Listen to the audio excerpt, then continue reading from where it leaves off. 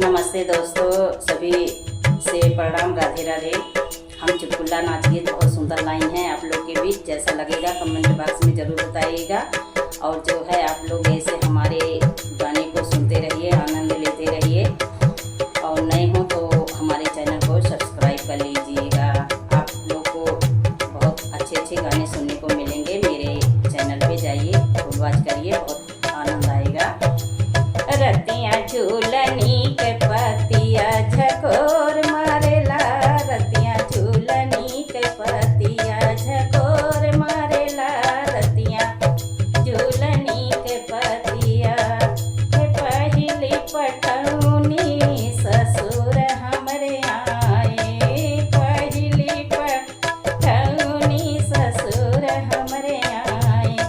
अरे वो नहू के संगवा बोर होइला, रतिया झूलनी के पतिया झकोर मारेला, रतिया झूलनी के पतिया। दूसरी पठौनी जेठ हमरे आए, जेठ हमरे आए हो, जेठ हमरे आए। वनहु के संगवा हम बोर होइला, रतिया झूलनी के पतिया झकोर मारेला, रतिया झूलनी के पतिया झकोर मारेला, रतिया झूलनी के पतिया।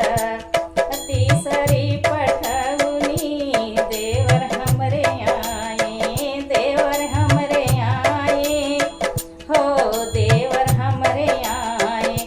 नैना लड़ावत भोर होइला, रतिया झूलनी के पतिया